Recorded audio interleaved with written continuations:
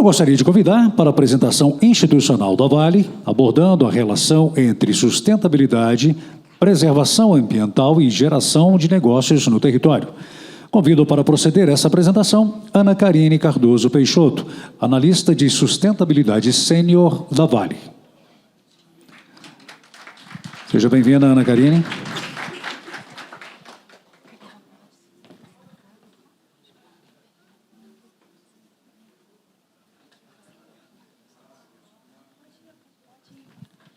Pessoal, boa noite. Gostaria de agradecer a organização pelo convite, gostaria de agradecer a presença dos meus colegas de time que estão por aqui. Um pouquinho de atraso, então vou tentar ser o mais breve possível para comunicar para vocês a iniciativa.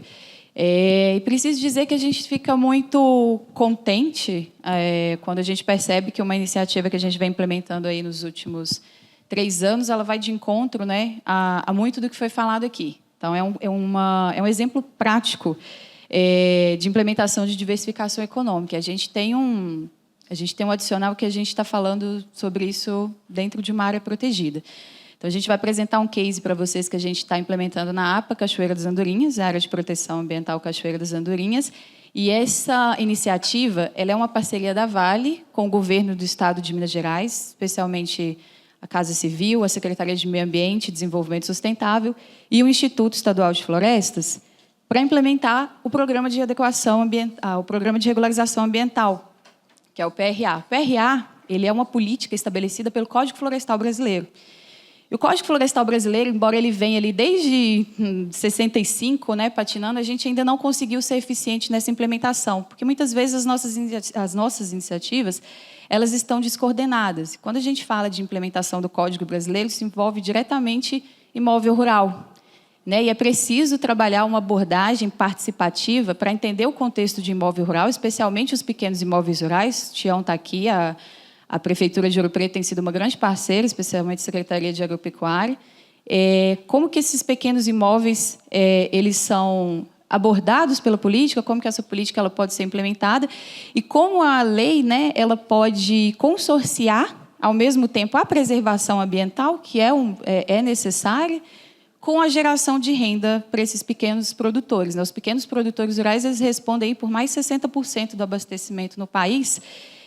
O prefeito Ângelo citou aqui, né, a iniciativa pioneira da Secretaria de Agropecuária para estar colocando produto desses produtores ali na alimentação escolar, enfim.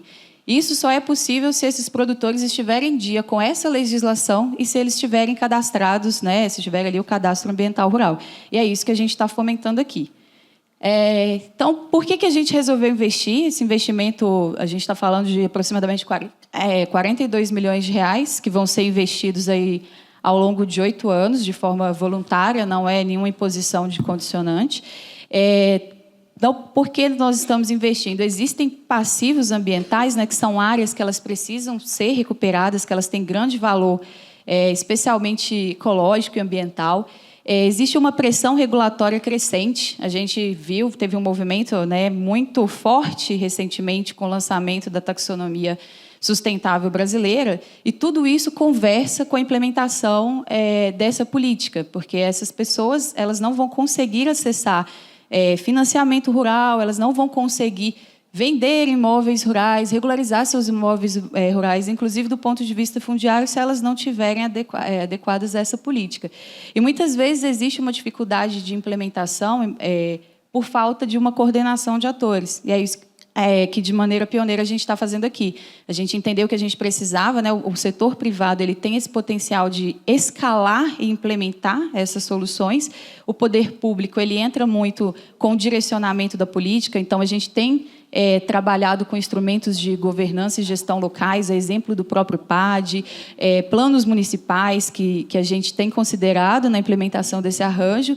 E aí nós vimos várias oportunidades. A gente reduz esses riscos, a gente fortalece essa governança institucional, a gente começa a compreender um pouco mais o que é a vocação do território, como que a gente pode maximizar impactos positivos de diversas ações, coordenando melhor essas ações.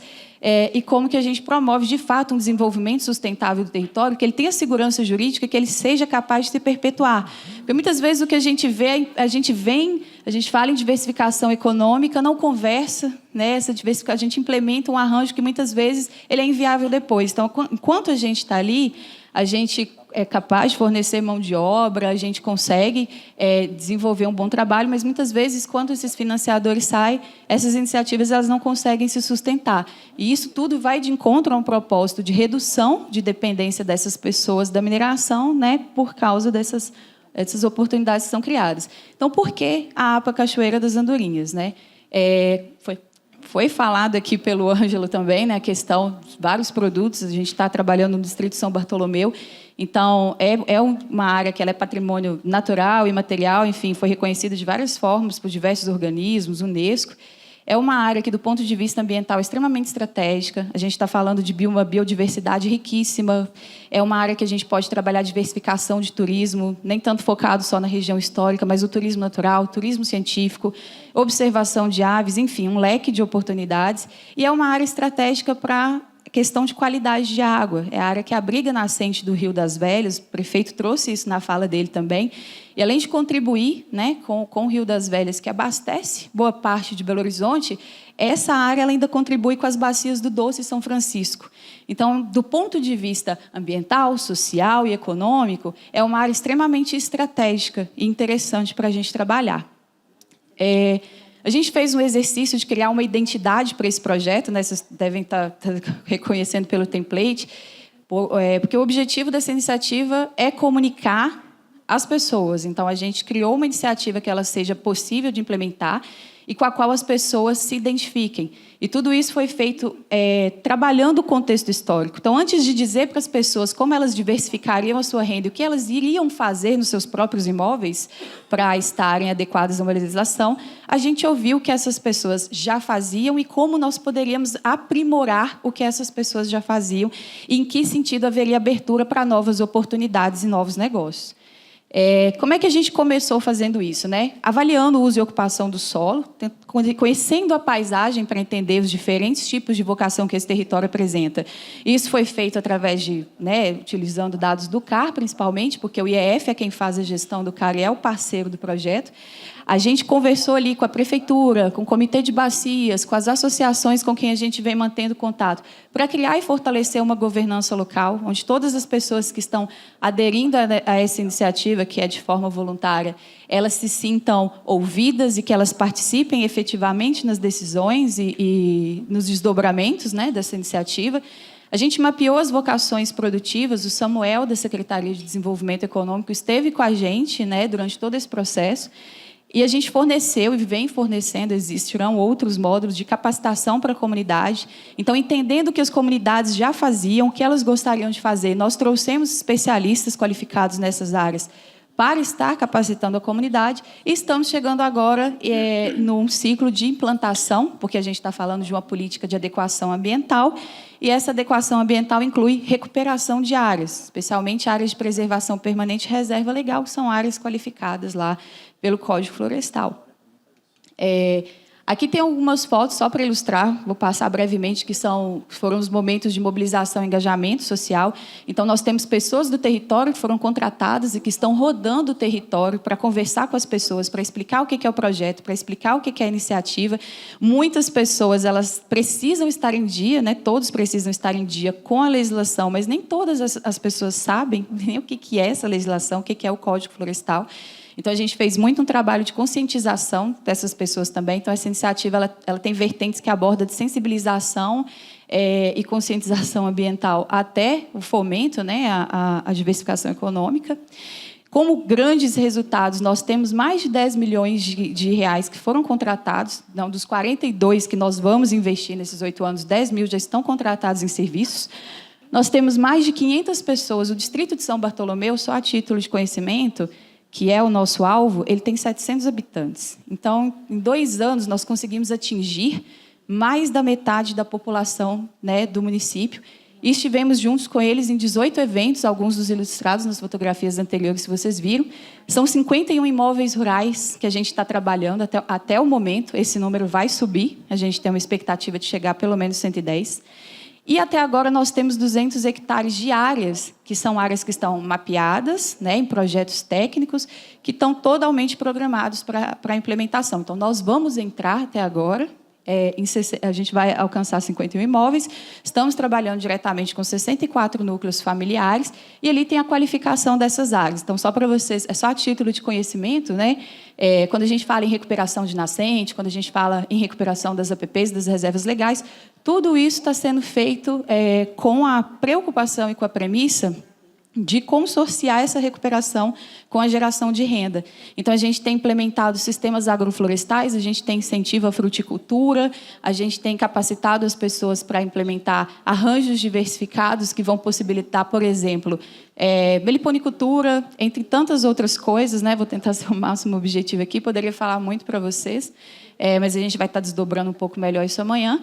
E na parte de recomendação produtiva, que é um adicional que a gente tem trabalhado no projeto, né, a gente já tem aí a expectativa de que, cumpridas por essas pessoas, todas as recomendações que nós temos feito, elas vão ter um incremento médio aí de quase R$700 mil por ano. E esse dinheiro é o dinheiro que vai ficar aqui. O dinheiro está sendo colocado aqui e ele vai ficar aqui, né, vai girar no território. Aqui, só para ter uma noção dos impactos socioeconômicos, a gente tem colocado uma premissa de contratação de mão de obra local. Todos os insumos, que não são poucos, né? A gente está falando de material para fazer cerca, adubo, muda, tudo isso é adquirido aqui no território. Nós temos empresas que são contratadas para trabalhar desde a comunicação do projeto, a conversa com esses produtores, o diálogo, até uma empresa que está desenvolvendo um sistema, que é um sistema que vai gerenciar toda essa informação para que ela não se perca ao longo do tempo, vai ser entregue para o Estado no mês de junho. A gente tem expansão e criação de novos negócios, empresas foram abertas para atender a demanda do projeto. Então, hoje nós temos uma empresa de consultoria que ela expandiu o negócio dela a partir do projeto. O projeto foi uma fonte de diversificação de renda. E essa empresa, embora ela tenha sede em Belo Horizonte, ela está expandindo o negócio aqui no município de Ouro Preto. Nós já temos pessoas que são contratadas aqui do município. Todos os eventos que nós fazemos, a mão de obra é do município, a alimentação ela é toda do território. Então, nós temos produtos que são característicos, nós temos pessoas que são do território, que fazem a comida que dá, né, que a gente fornece durante esses eventos, como forma de continuar reforçando o impacto socioeconômico dessa iniciativa. Em termos de diversificação de renda, indo muito ao encontro do que foi apresentado aqui pelo secretário Felipe, nós temos ali grandes áreas que são áreas oportunas para diversificar as rendas nesses imóveis rurais, que são a fruticultura. A fruticultura já é muito comum no distrito de São Bartolomeu, produção de doce, compota. Aqui a gente tem vários produtos de Cachoeiro do Campo, de jabuticaba, enfim. Turismo, que já foi colocado aqui também. Os fitoprodutos, que é uma corrente muito forte nessa região. Artesanato, ativos ambientais, que são áreas que são mapeadas dentro desses imóveis rurais, que são áreas que essas pessoas elas estão dispostas, inclusive, a ceder para a recuperação. Então, essas áreas elas são estratégicas do ponto de vista do mecanismo de pagamento de serviços ambientais, que foi uma outra ação que é pioneira aqui no município de Ouro Preto, né? Ouro Preto tem o decreto que institui a política municipal de pagamento de serviços ambientais. Em menor proporção, a pecuária, e eu deixei para falar por último da cafeicultura, porque a cafeicultura ela é talvez o nosso maior ativo de diversificação econômica aqui, porque a cafeicultura é um movimento que ele está começando ainda aqui no município de Ouro Preto. Então, a gente tem fomentado pelo projeto, a gente já fez alguns ciclos de capacitação, fizemos o primeiro seminário técnico aqui do Café dos Inconfidentes. Então, as pessoas que têm interesse na cultura, as pessoas que já implementam essa cultura, Tião teve com a gente lá, né, Tião? Eles puderam conhecer, entender melhor o que é do início ali do mapeamento da área ideal, trato do solo, manutenção. E aí toda essa parte de capacitação, ela traz para as pessoas a possibilidade de entender se a vocação que o terreno delas apresenta é compatível, inclusive, com a estrutura que elas têm. Porque é uma coisa que acontece muito, às vezes, né? A pessoa, poxa, eu tenho interesse em plantar, eu tenho interesse em iniciar determinados tipos de atividade. mas às vezes essa atividade ela não é viável em algum aspecto, não ser viável operacionalmente, financeiramente ou tecnicamente para aquela área e para aquelas condições. E todos esses aspectos eles são abordados no projeto para diminuir os riscos, né? E aí a cafeicultura, em especial, essa região aqui, existe a possibilidade, isso já vem sendo discutido em diversos fóruns, né, para a criação da IG, da cafeicultura, do café dos Inconfidentes. Então, esse tipo de iniciativa, esse tipo de ação, né, ele reforça o potencial da iniciativa e a possibilidade dela se perpetuar ao longo dos anos, mesmo depois que a gente encerrar as nossas ações. Aqui só alguns registros, né, de produtos que são adquiridos, as pessoas que comercializam os produtos que elas têm ali nos eventos que a gente participa, mão de obra local que a gente tem contratado aqui para a execução dos projetos. E era isso, pessoal. Resumindo bem, era isso.